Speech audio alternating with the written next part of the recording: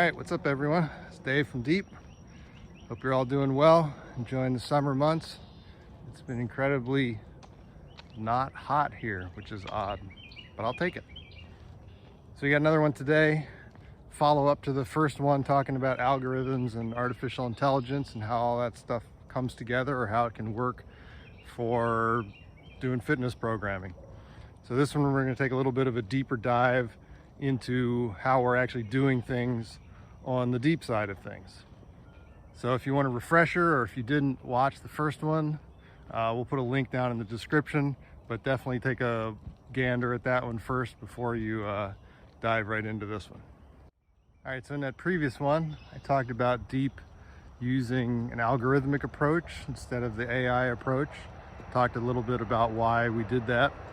And this one, I'm going to talk a little bit more about what that really means for you guys, as well as what it meant for Aaron and I to build this and continue to build it as we move forward. You can really think of an algorithm as sort of a sequence of steps. Could be logical steps, like if this, do that, that sort of thing.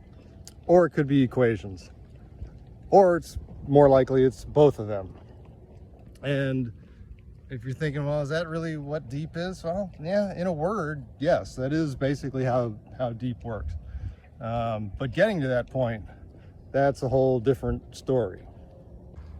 I've mentioned before that every coach has a sort of internal algorithm as to how they approach every athlete and how they're going to program for that athlete.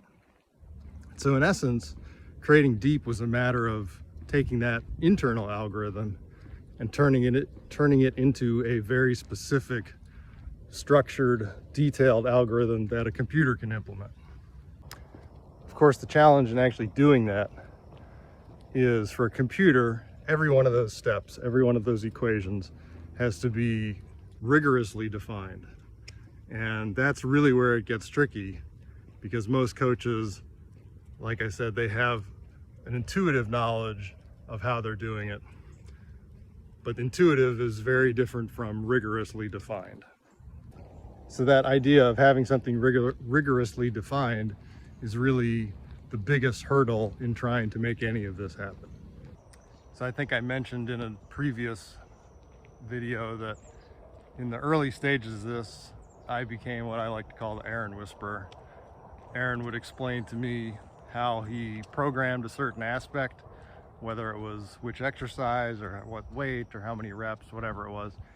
But he would lay out how he did it, and probably 9 times out of 10, I would, listen to that and I'd be like, well, okay, that's great, but that's not going to work on the computer.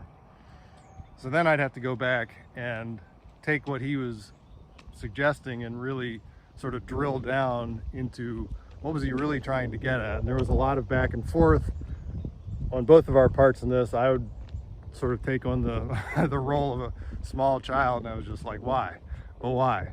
But why? Why did you do that? Why did you do 10 reps instead of 5, etc.? And over the course of like 2 years, we did a lot of this. And usually Aaron would go away for a couple days after I'd badger him with all these why questions. And he'd go away for a couple days and he'd come back with some more concrete answers. Oftentimes because this was the first time he'd really thought this deeply about what exactly he was doing. Now, what made that whole process interesting, also very time consuming, but interesting, was as we continued along that path, it got to the point where Aaron would start questioning every programming decision he was making. Not because he thought it was wrong, but he would just think, now why do I think I should give that guy 10 rep back squat today? Or whatever it was. And over time, he got a much better understanding of his internal algorithm and how he was doing things. And in the same fashion, as we worked on this more, I started understanding what it was that Aaron was trying to get to almost a little more intuitively, which is sort of ironic given what we were talking about. But I started to understand what Aaron was really trying to look for. And so the process of going from Aaron explaining how to program to getting to something that I could actually code, and then getting results that he was happy with, started to get a little faster and a little more streamlined. And one of the things that was interesting about this whole process is early on we would have these conversations about how certain things are programmed, and we might be 5 or 10 minutes into the conversation and we'd realize that we weren't exactly talking about the same thing, because we were not understanding terms in the same way. We would use one term and I would be thinking of it in one way and Aaron would be thinking of it in another way. And neither of us were necessarily wrong, because there wasn't really any defined terms for a lot of the stuff that we were trying to figure out. So over time, what ended up occurring is we basically had to invent our own language in order to talk about this. And we were still using English, so maybe language is the wrong word. I guess it would be a vocabulary. We had to invent a vocabulary so we could communicate with each other and know exactly what the other person was talking about. And once we did that, things really started to move forward, because now there wasn't any confusion. We knew exactly what the other person was talking about, and we could pinpoint the idea that we needed to fix. Now, the next interesting observation came actually a couple years later, when we started getting to the point where Deep was actually producing results that we were somewhat comfortable with. We maybe didn't love them, but we thought, yeah, this is solid. We could show this to somebody.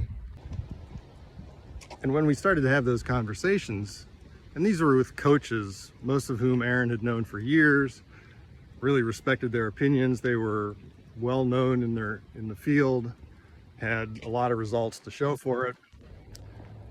And when we started really talking with them and showing them some of what Deep was generating and getting feedback from them, a lot of the feedback came in the form of, yeah, I don't like this.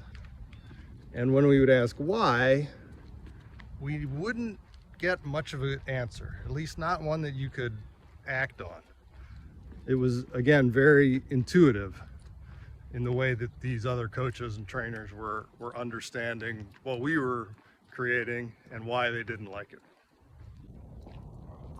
Now, just to be clear, especially in those early days, but even now, a lot of those opinions were correct. They might not have understood why they didn't like it.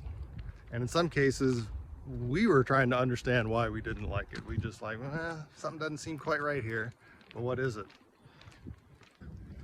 But the thing that's really interesting and powerful about using Deep to create these workouts and building Deep in the fashion that we did is that now for any workout, we can go into it and we can see exactly why and how that workout was created. So we can see, why did it choose 10 reps for this? Or why did it choose 200 pounds for this instead of 150, or whatever it is. We can go in and look at every single one of those decisions and understand how the decision was made, and then make our own assessment of, was that a right decision, bad decision, just different than what we might have done, if Aaron was programming it on his own. And that actually extends not just to a single workout, but it extends across a week or the entire cycle. So we can look at any of those things and understand why all the choices are being made, what led to those choices, and then we can evaluate the logic that we put in, the code that we put in, and say, oh, that's not making a good decision there. We need to adjust that. And then we can understand why it's not making that good decision and make the corrections as appropriate. All right, so I know what you're thinking. You're like, yeah, okay, that's kind of interesting. But you said you know exactly why everything gets chosen. I don't know, I look at these and it seems like there's some randomness built in. And if you've been using Deep for any length of time, you will probably be thinking that. And if you haven't been using Deep, I encourage you to head to either of the app stores, download it, give yourself that free 2-week trial, and you'll see what I'm talking about.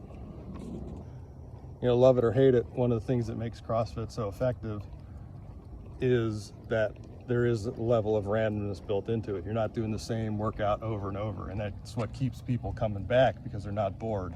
And that really is the most effective thing about CrossFit. It's not like the methodology of CrossFit was only invented, whatever, 15 years ago. So what we can do in Deep is we overlay that randomness on the strength and conditioning foundations that the whole algorithm itself is built on. So, for example, you could do a back squat that would exercise certain muscles, give you a certain stimulus. But there's a lot of other stuff you could do in addition to a back squat or instead of a back squat that would give you a similar stimulus. Maybe you don't do as much weight, so you do way more reps. Maybe it's more explosive, etc., etc. So we can impose that level of randomness in terms of choosing that exercise, for example, over the requirement that this person should back squat today. And when you combine that across all the exercises we have in there, I don't know, 1,000 some exercises, and all the different equipment, skill levels, all that sort of thing, you get essentially a almost inexhaustible combination of possible workouts that you can do and that you might get. So by being able to impose that randomness on the foundation that Deep is built on, we can maintain the interest by having new workouts all the time, but still keep the goals in mind of whatever it is you're trying to achieve. So for us, the exciting part is that all of this that I've just kind of described here gives us a foundation that we can build on to start doing new things with Deep. Whether that means we're adding new goals, adjusting how a certain goal is achieved. Maybe that means changing the reps and the weight, or changing the length of exercise or length of workouts that get done, that sort of thing, or adjusting for injuries. Whatever those changes are, we can make them in a really precise fashion because of the way Deep is defined. Now, with all that as background, and that's a lot of background, it's 2 videos worth. In the next one of these, I'll talk a bit about the actual strength and conditioning foundations that Deep is built on, which I think will be interesting to those of you that have some background or interest in what the actual strength and conditioning principles are. So until then, get out there and get after it.